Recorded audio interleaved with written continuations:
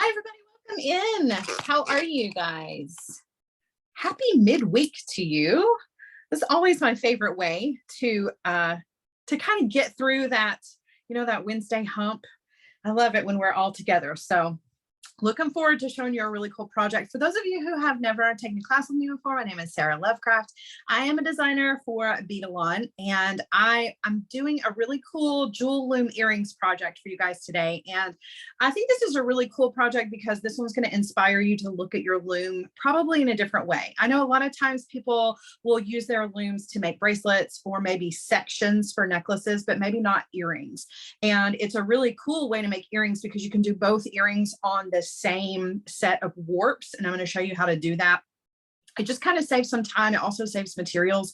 It's a great way to use up that extra wildfire that you have on your loom. So I'm going to show you start to finish how to set up your loom, how to warp it, and then we're going to very quickly put the earrings together. These earrings do work up really fast. So the actual project part is going to go by really, really quickly. But again, I'm really more interested in you being inspired more than anything. Okay, so I'm going to get you guys turned around and we're going to get started with all of the materials that you need. And I'm going to show you how to set up your loom. So let me get you here to the back camera here. So you're really not going to need a whole lot to put this project together. Of course, the biggest thing that you're going to need is your jewel loom. And you're going to need the loom itself, and you're going to need the metal rod that goes with the loom. I'm going to show you how to use that here in just a second. You're going to need some seed beads. I'm using some size 8 Czech seed beads from John Bead that you can get at Michael's. You can use any color that you want to. I really was drawn to this really cool kind of blue, green, teal color. It does have like a little bit of a metallic shift to it. You're going to need a needle. You can use, excuse me, either a size 10 or a size 12 beading needle. It really doesn't make any difference whatsoever. Just grab yourself a beading needle. You're going to need some beads. I have picked out from a strand of beads, other than your seed beads, of course, a strand of beads that had these really beautiful abalone beads and some little crystals. That's just to add a dangle to the bottom. You don't even have to do that part if you don't want to, but I did think that it needed a little something extra. So that's what we're going to need. You're going to need your Beadalon Findings Variety Pack. I actually forgot to grab one. Let's grab this one that's over here on the side. So this is one of my very favorite Beadalon things to have, just because you can see I've used a ton of the jump rings and clasps that are in here, but that's what it's for. It's got several different sizes of jump rings.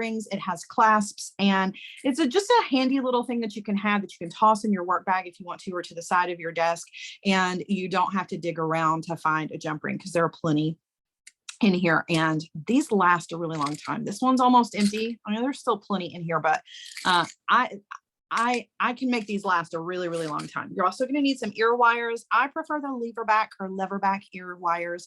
It is totally up to you. Use whatever you are comfortable with. You're also going to need some wildfire. I'm using the green for this project because it disappears really nicely against these beads, so you won't see it hardly at all. All right, so let's get started with our loom, shall we? We're going to go ahead and set this up. So a couple of things that you need to know about your jewel loom before you get started. So it is flexible, but it is not bendable. And that's important because we do have to flex it in order to put the rod into it. So when you look at it, when it's laying flat, you can see that the rod is short, right? It doesn't reach either one of the holes. That's because we have to flex it in order to get the rod ends into each one of the holes. So again, keep this in mind because I don't want anybody snapping their jewel loom into 2 pieces. Flexible, not bendable, 2 totally different things. All right, so what I like to do is I'll take one end of it and I kind of push it up against my body, which you can't see at the moment, but I just push it up against me, and then I will flex just a little bit. And as I'm flexing, I will insert the rod into this top hole here, and then down here on the bottom, as I'm flexing, I will insert the bottom rod, which is harder to do off camera or on camera than it is when I'm pushing it up against me. So now you can see it's bowing the loom. That's what's going to give it the tension you're gonna thread your warp threads, and then we're gonna remove this rod, and we're gonna let those warp threads be what holds the loom into this shape. But initially, we've gotta give it a little extra work. That's why we have the rod here. Okay, so we're going to create the warp threads. The warp threads are the threads that are going to go from these little grooves here to the grooves on the bottom. So they're going to be going back and forth. That's called the warp. And we're going to create 4 warps. Our earrings, I'll show you our little sample here. Our earrings are 3 beads wide. And so the rule is however many beads across you need for your project, or you want for your project, you need 1 more warp thread. So in other words, if your earrings or your bracelet or whatever your project is going to be, if it's like 5 or 6, you want to add 1 for your warp. So if this were a 5 bead across, then you're going to need 6 warps coming back and forth. Okay, just so that you've got enough for the outside edges of your beads. Okay, so working from the spool of the Wildfire, I don't like to pull any of this off. I don't like to pre-measure. I like to just work directly from the spool for this part. I'm going to come back here to the back, and you're going to see there are 2 buttons back here on the back. They're not pushable buttons. They're just a little button. It's raised up piece of acrylic here. That's where you're going to tie on your thread. Now, be sure that you actually tie to the button and not to the back of your rod, because again, we're going to take this rod out. So don't get your threads attached to that. But all we're going to do is we're just going to tie a secure knot back here onto our button. So I like to start a loop like around my fingers. I just find that it's a little bit easier to do that. And I'm going to loop my cord through, or my Wildfire through, twice to basically tie a surgeon's knot. You can just do a regular overhanded knot if you want to. And then I'm going to put that over that button, and I'm going to just pull down, and I'm going to pull really, really tight on that. And then I'm going to knot it again. So again, I'm just going to loop through twice and pull that down. And again, so you can knot this as many times as you want to, just until you feel secure with it being attached back here on the back. You don't want it to come loose. You definitely want to tug on it. Something that I want you to see is, you can see where my knot is in relation to the grooves of the loom. So you see when I pull on this, my knots are actually up here on the top of the button coming towards the grooves. You don't want your knot to be down here. So be sure that you pull nice and tight, because if you don't pull on this and your knot is back here behind the button, and you haven't pulled out all of the tension or pulled out all of the slack for that, then as you're working, it will slip, and that knot will make its way up here to the top. And then all of a sudden your work is really, really loose. So just be mindful of those little tips as you are getting started. So we're bringing the Wildfire up, and you are going to place it into one of those grooves. Now you can do this over here on the side if you want to start in the very first groove. I like to work in the middle, so I'm just going to pick one that's just kind of up here, placing my Wildfire into that groove. And then I'm going to turn the loom over, and I'm going to come all the way down here to the bottom to find the corresponding groove. It doesn't have to be exactly the same. You just want it to be close, as straight as possible. And I'm going to place my Wildfire into that groove, flip over here to the back, and go around the button. Now, again, don't go around the little rod that's sticking out back here, just the button. Okay. And you want to be sure you're pulling tightly. You want even tension on all of this. You want to make sure that your warp threads are very, very tight. Okay.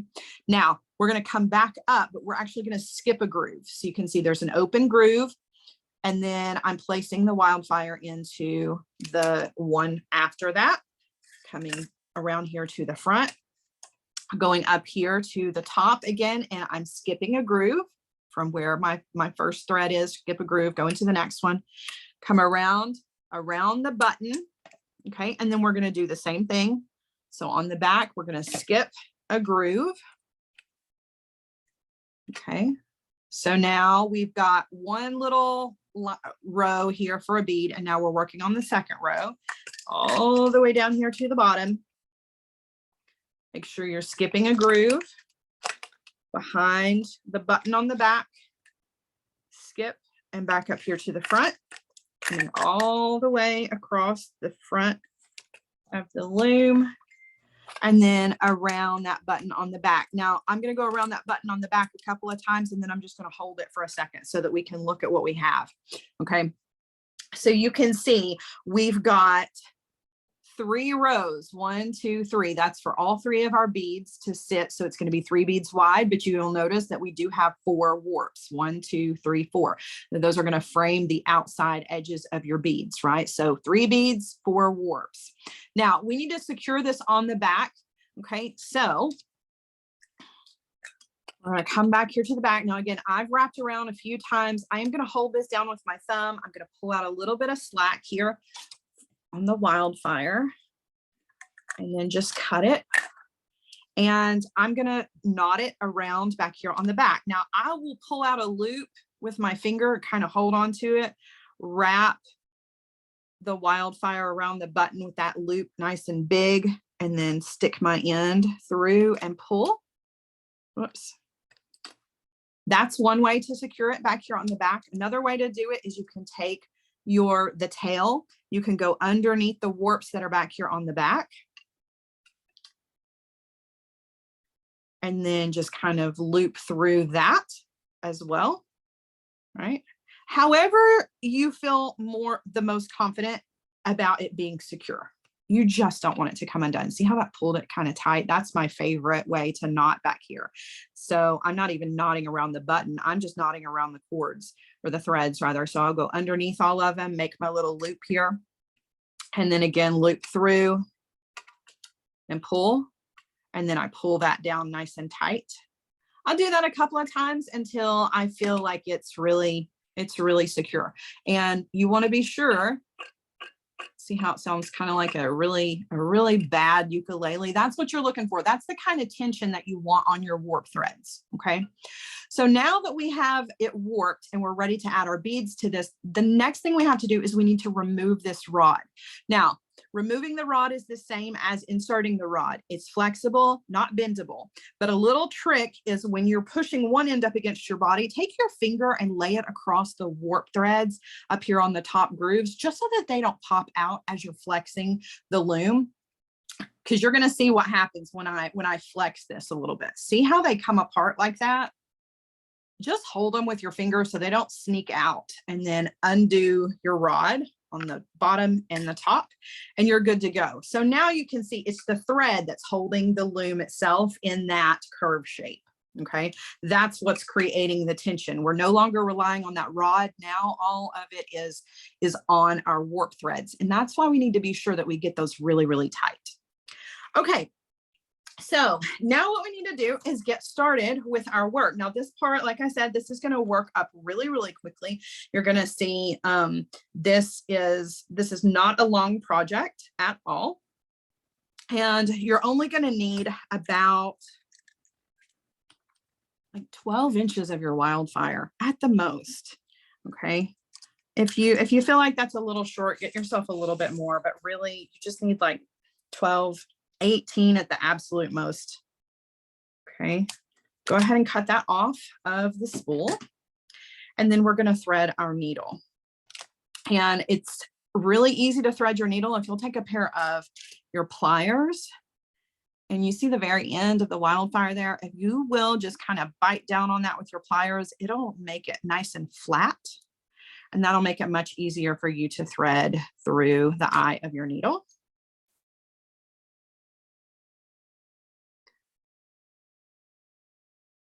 Okay, get a hold of that, and we're ready to go. Okay, so now the threads, remember, these are your warp threads.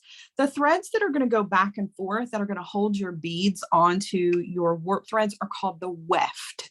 Now, I may not refer to them that very many times, but just in case I do say that, you'll know what I'm talking about. The weft is the one that goes from left to right, whereas the warps are the ones that are going from top to bottom.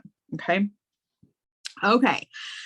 So the first thing we want to do is we want to anchor our Wildfire to our work. And to do that, we're going to start over here on the left. We're always working left to right. We're going to take our needle underneath the first warp. We're going to go over the second warp, under the third, and over the fourth. Okay, so you can see just exactly what that looks like. And then we're going to pull.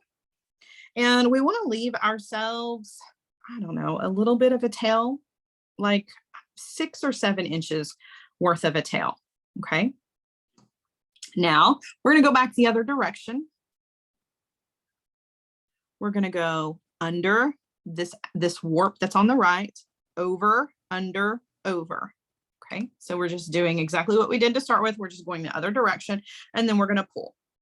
And when we pull, that just kind of sets our thread so that I'm not going to pull it loose. Okay.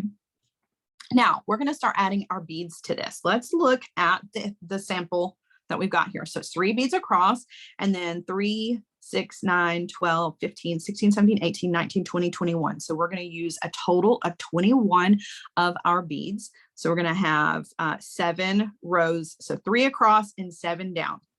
I'm going to some of my beads out, and I'm going to show you exactly how to secure these. So don't worry, if you've never done this before, I'm going to walk you through it. No problem. Okay. All right. So again, working left to right, our needle is over here on the left-hand side of our loom. We're going to pick up 3 seed beads on our needle. Okay. So pick up your 3 beads. We're going to take that needle and thread, and we're going to go from left to right underneath the loom. Okay. And as I'm underneath the loom, I'm going to use my non-dominant hand to pull those beads off of the needle and down. I'm kind of pulling all the slack out of the Wildfire until I get where there's just a little bit left. Now I'm going to use my index finger, and I'm going to very gently push those 3 beads into the spaces that we created with the warps. So you can see 1 bead occupies 1 of the rows that we created with our warp threads. Okay. And I'm just holding those there with my finger. There's nothing else holding those in place just yet. I'm going to take my needle and thread. You'll see that thread is coming underneath this outer warp here. We're going to go back through those beads over the top of those warps. So take your needle and thread, and you just want to put it back into your beads. Now, a good rule of thumb is that you want to kind of feel like you're using your needle to touch the ceiling of each one of those beads. That's how you're going to know that you are getting over the top of the warps. Another way is you can see that metal, see the metal over the top of the warps. If you don't see the metal of your needle and you see the warp, then you've accidentally taken your needle underneath the warp instead of over the top. Okay. And then you can remove your finger and pull. And when you pull your thread, now you've created a little sandwich out of your Wildfire. The Wildfire is running underneath the warps and then turning back around and going over the top of the warps. And that's what's securing your beads in place. You want to pull those nice and tight. And we're back over here on the left-handed side. So now we're going to pick up 3 more beads. Okay. And same steps, going underneath the warps, pull out all of the slack and take those beads, pop those up underneath the 3 you just added. Hold them there with your finger because there's nothing there holding them yet. Take your needle back through from right to left over the top of the warps and pull to secure your second row. Okay, so we're going to do that a few more times. Picking up 3 more seed beads. Okay, we're going underneath the warps, pushing those up into the spot, taking your needle back through them from right to left to secure. And then we're back over here. I'm going to pick up 3 underneath. Now, if you are not doing this project along with us and you're going to do it later and you've got your jewel loom, maybe you just didn't grab it for the class or you're going to get one later or whatever, you always can go back and watch these Michael's classes on repeat on the Michael's YouTube channel. However, if you need further instructions about how to warp your loom and how to get started, there's a great little set of instructions that comes with your jewel loom that'll walk you through all of these steps, even the back and forth with putting your beads into the very first warps. So just know that if I'm not around or you can't get to YouTube, you do have a little booklet with some great instructions and pictures with it, just in case you forget. All right, so again, going back through from right to left, pull. Okay, we want to take a little count. 1, 2, 3, 4, 5. We need 2 more rows of this. I told you this works up really, really quickly. Once you get the loom set up, that's the part that takes the longest. So on the left, picking up 3 seed beads, taking them underneath the warps, pulling out all of the slack and pushing those up.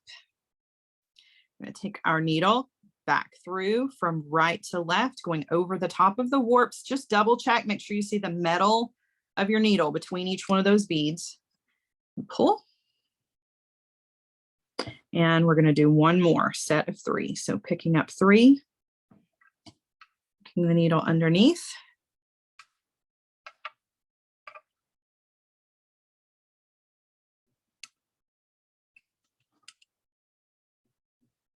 Okay. And then taking your needle from right to left to secure your beads. Okay.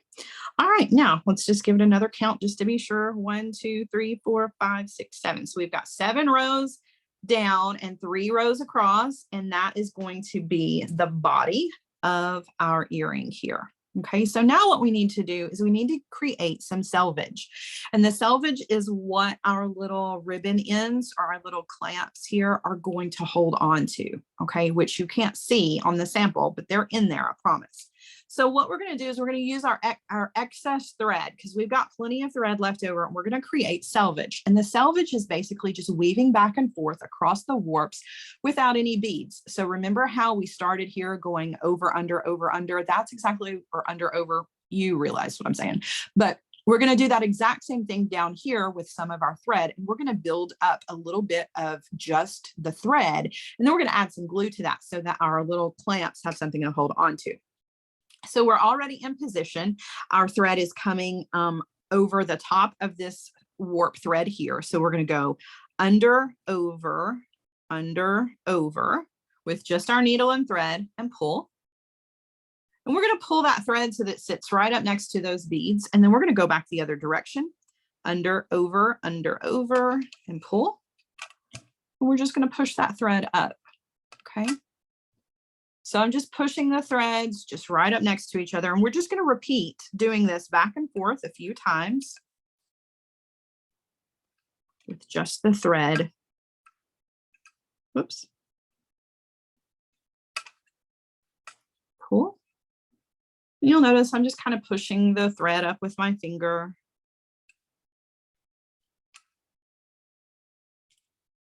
And back the other way.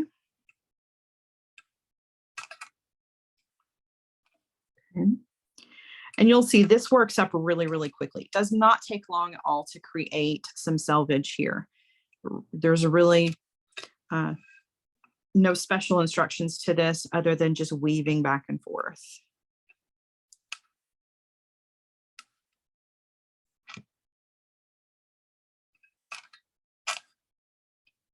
If your tail is a little long, mine's a little long, I'm going to pull just a little bit. Okay. I'll go back and forth just a couple more times. You can see. I just want to be sure that my little ribbon end has plenty to grab onto. And you can always measure. I'll show you here in just a second. You can kind of measure up against your little crimp here so that you make sure that it's not deeper than your little crimp thing. I know I call it a crimp, a clamp, a ribbon end. Like they're really called so many different things. To me, it's a ribbon end. All right, so go back and forth one more time, and then I'm actually going to go back across my work. Okay. So I'm over here on the inside. Well, I'm on the right side of my work. I'm here at this outer warp. My thread is going over the top of that warp. I'm actually going to tie a half hitch knot with my needle and thread onto this outer warp. So I'm going to take my needle between the second to last and last warp thread here. I'm just going to pull, make a little loop with my thread. And then I'm going to stick my needle back through there and just tie a little knot. And I'm going to cinch that down right on that outer warp thread. That's just going to secure it so that I know that it doesn't come undone. Now I'm going to work my way actually back across. I'm going to take my needle and I'm going to go underneath some of this selvage. And it doesn't have to be perfect. I'm just kind of weaving my needle across the selvage, just going kind of into some of that, coming out over here on this edge. That's going to put my needle and my thread over here with my beads. And then I'm going to go back through all my beads and work my way up here to the top. Now, this is just reinforcing. And honestly, with this kind of project, because it's such a short little beaded piece, you really don't even have to reinforce your beads. But I do have extra thread, so I'm going to use it. And to do that, I'm just going back through the work, kind of following the path that I originally made with my threads. And you don't have to follow the path. You can just go back and forth if you want to. It really, you know, whatever works for you. I'm kind of a stickler about it because I want all of my threads to look exactly the same. I don't want to create any extra pathways with my Wildfire, but it really doesn't make that big of a difference, to be completely honest with you. As long as you're just like working your way back and forth, you're fine. So I'm just working my way back up here to the top.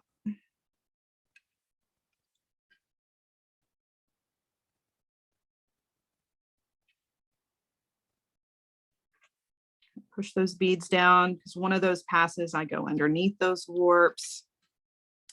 But again, not completely necessary. Okay, so now that we're back up here at the top, you've got a couple of options here. If you've got enough thread left over, you can create your selvage with what you have left over. I have plenty of it. I have plenty of tail left over, so that's actually what I'm going to create my selvage with. So I'm going to tie off the rest of this thread. So I'm just going to pass back through one more time. And honestly, I'm not even going to tie it onto anything. You can do a half hitch knot if you want to, but this thread has made its way from down here all the way up to these beads. I just want to pull it through one more time. And then I'm going to come in with my cutter and trim off. Just make sure you don't accidentally cut your warps or anything else. But I just trim that off. Okay, I'm going to take my needle off of the excess because I'm going to use my needle to thread on to my tail that's up here. So remember, we've already made 2 passes. So we have the beginning of selvage already started. I'm going to leave it just like it is. I don't want to undo it. And I'm going to go ahead and thread my needle onto the end of this and make a few passes back and forth to create selvage on this end. If I can get my needle to thread.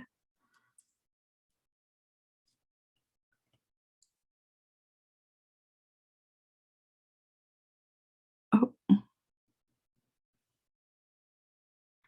Having a little bit harder of time because my tail here was a little, the cord or the thread was a little crooked. Okay, so I'm just going to pick up where I left off with this, just going over and under. And I'm just going to, you know, do several passes. And again, just kind of tucking it down with my finger as I go back and forth. Use up the rest of this tail.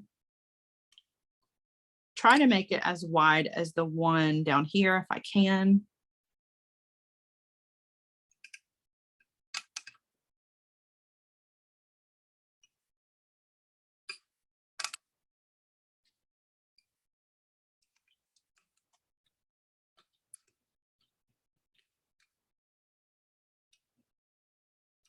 Oops, so just over and under, over and under.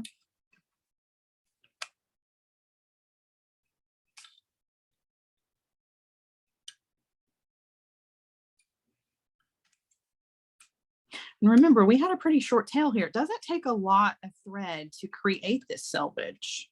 And it honestly doesn't take a lot of thread to create the earrings in general. It really just takes a very, very small amount, which is nice, particularly if you're going to be making a ton of these. You can know that you don't have to buy a ton of Wildfire. A little goes a long way with a project like this. All right, so I've created a little bit of a selvage up here at the top, and I'm going to do the same thing. I'm just going to do a little half hitch knot with my needle and thread. Pull that down. Now I can either sew back through and come into the beads if I want to, or I can honestly just leave this because we're going to add some glue. So I'm going to take my needle off, sit it to the side. I'm going to come in and trim off right next to my knot. Just be careful. Okay. And now what we're going to do is we're going to add some Hypo cement to this. I love the GS Hypo cement for this project, but if you don't have Hypo cement, you have E6000, that's fine. You just want to use a very small amount. Okay. You don't want to overdo it with this, particularly if you're using the E6000, because it can get really gloppy really fast. But what you want to do is you just want to take your Hypo cement and you just want to do a very thin layer of it over the selvage on the top. And I do like to do the bottom as well. It may not be necessary, but I do like to flip my loom over and try to put just a little bit of that on the bottom of the selvage as well. Now, it takes about 12 hours for this to set up completely, but it will get to a tacky space very, very quickly. All you need it to be is just tacky. Okay, you don't have to wait for it to dry completely down. In fact, it helps if it's a little bit tacky because it helps you to actually glue your little ribbon end to it. All right, now, if you were going to make the second earring, now would be the opportunity to do that. Okay, you've got all of this extra room here and you just want to come down a little bit, right? Come down maybe an inch, 2 inches, and bead onto the same warps the second earring body. And you just want to repeat all of these steps exactly like we did them here, just down here. Okay, and that's gonna use up the rest of your Wildfire warps, and it's gonna keep you from having to rewarp the entire loom. So you could probably even fit 3 earrings on here, honestly. If you were making a bunch of them, you could get more than 2 onto your warp space here. Okay, but that's all you would do. You would just start again, just down here, following the exact same steps. So we're going to pretend like we already did that and that we let this Hypo cement sit for a little while. Now we're going to go ahead and cut this off of the loom. Okay, so I'm going to put my hands underneath the beadwork, just kind of hold on to it with my fingers because the loom is going to snap back. Once we cut the cords here, it's going to release that pressure. It's going to snap back. So just hold on to your work and you can cut it on the front. You can cut it on the back. It really doesn't make any difference. You're going to cut through it and you can see it just releases it from the loom and then you've got your work free. Okay. So now what we're going to do is we are going to come in and we're going to trim off all of this extra because we don't need any of it. We're going to cut it as close to that selvage as we possibly can. And if you can't get right up next to it, that's okay. You're going to cover it all up with your little crimp ends anyway, or your ribbon ends.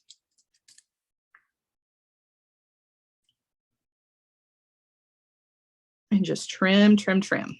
Okay, so now you've got just your little beadwork ready to go. Just be careful with it. Don't pull on them too much because they're not secure until we get the little ribbon ends on them. So we want to take our ribbon ends and we just want to sit that over the top of the selvage. And then you just want to use a pair of pliers. I like to use flat nose pliers for this, but I'm just going to use my regular chain nose pliers. And I just want to even it up and just close that with my pliers over the top of that selvage. I'm going to look at it on both sides before I squeeze it completely closed. And then I'm just going to pinch down with my pliers to make it nice and flat. And then I'm going to do the exact same thing down here on the other end.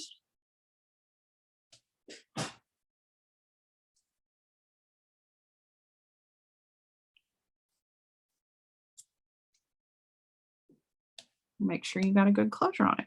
And there you go. Now your ends are secure. And at this point, you can add whatever you want to this. You can use this as a section for something else. You can use this as an earring like we're going to. You could do several of these and link them together to make a little beaded chain.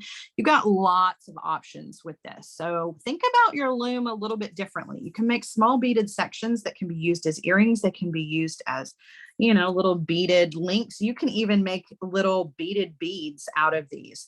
So, you know, just, you can even make rings. In fact, I did a Michael's class not too long ago where we did this and we sewed the ends together to make a little ring. So you've got a lot of options. It's not just for bracelets. You can use your loom for all kinds of really cool things. All right, so we're just going to attach some little dangles to ours just to finish it off. I'm going to use a head pin, and then I'm going to use a couple of jump rings to attach our ear wire, and we are going to call it a day. So let me grab a head pin really quickly here.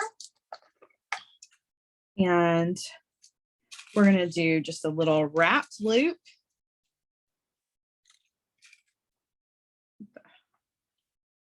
Okay. And we're going to wire wrap it directly to the little loop here on the bottom. I'm going to thread on my round bead. And then I'm going to thread on my bicone. Okay, I'm going to come in with my chain nose pliers. I'm going to grab the wire right where it is exiting the bead, and I'm going to bend it over the top of the pliers. So when I take the pliers away, I've got a little bit of space there. That's the perfect amount of space for some wraps. I'm going to come in with my round nose pliers. I'm going to go up and over the top barrel of the pliers, rotate, and take the wire over to the other side. Now, before I do my wire wraps, I do want to attach this to the loop here. So I'm going to take the tail end of that and I'm just going to slide it through there. And then I'm just going to kind of very gently wiggle those together so that that loop, uh-oh, I'm pulling my, oh no. Got to be careful because I was pulling my warp thread off. Okay. We're going to use this one as our example because I just messed that one up. Just be careful. Okay. Don't pull too hard. Okay. So if you have that problem, hold on, open up your loop just a little bit with your pliers, just like that. See how I made just a little bit of an opening? That makes a huge difference. Now, when I bring these two together, they'll snap together really easily. Okay, I'm going to come in with my bent chain nose pliers just because it's a little bit easier for me to hold on to that loop. And then I'm going to wire wrap in that space between the loop that we made and the top of our top bead here.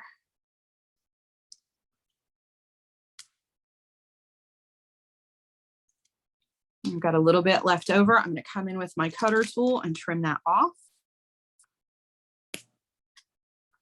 Okay, so we've got our bead attached to the bottom. Now the only thing left to do is to add our hardware to the top. So I'm just going to use 2 little jump rings from my Findings Variety Pack. That's just going to make sure that this little tiny jump ring, that's our kind of our go-between. So that our ear wire hangs the correct direction and it makes our earring face forward. So I've got to have that little one in between there just so that our earring is front facing. I'm going to open up my jump ring, whoops, between 2 pairs of pliers here. I'm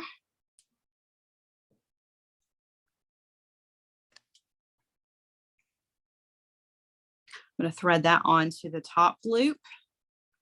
I'm going to thread on our little baby jump ring here that keeps wanting to sneak away from me. Close that back. And then I'm going to open up my ear wire and attach it to that jump ring, and these will be done. These would also make really cute little dangles for necklaces. Like if you wanted to do a whole series of these and use them as like the front of a bib style necklace, that would be really cool too. So lots of options, right? And that's it. Your little earrings are done. And if you do both of them on the loom, you've saved a whole lot of space. You've utilized all of the wildfire that you use to warp your loom. You don't have a lot of excess wildfire that gets thrown away in the trash, right? Because that always bothers me. So I love making earrings on the loom because I can use up all of that, right? All right, I'm going to turn you guys around and show you what these look like on, because they do look a little bit different than they do laying flat here. And then I will let you guys go for the day. Take the ones I have on off so I can show you these. They're super cute, and you really can alter these. If these are a little bit too long for you, don't do 7 rows down. You can do, you know, maybe 3 or 4 rows down, and those earrings are going to work up really, really quickly. They're very lightweight because they are seed beads. There's nothing heavy about these at all. They're super cute, lightweight, and you can do them in any color. There you go. Cute little earrings, just a little inspiration for you. Hopefully I've given you a chance to kind of think about your jewel loom in a different way. It's not just for bracelets. You really have the opportunity to make little beaded sections that you can use in a ton of different ways in your jewelry making, whether it's for earrings or little links across, or like I mentioned just a second ago, to make like some really cool little focals for the front of a necklace. You could take one of these and instead of making it an earring, just put another big jump ring on it and thread it onto a piece of leather or a piece of ribbon, or, you know, anything like that. And you could have just a really cool, just simple pendant that you could layer with other pieces. So, all right, my friends, thank you so much for joining me this Wednesday. I hope that you have enjoyed today's class. And as always, you can go back and rewatch this on the Michaels YouTube channel in about 24 to 48 hours. If you remake this piece or anything using any of the techniques today, make sure that you use your hashtags, Make It With Michaels or hashtag Beadalon, so that we can all take a look and see and be inspired by your creativity as well. Thanks, guys. Have a wonderful rest of your week, and I will see you again very soon with another fun class. Bye, guys.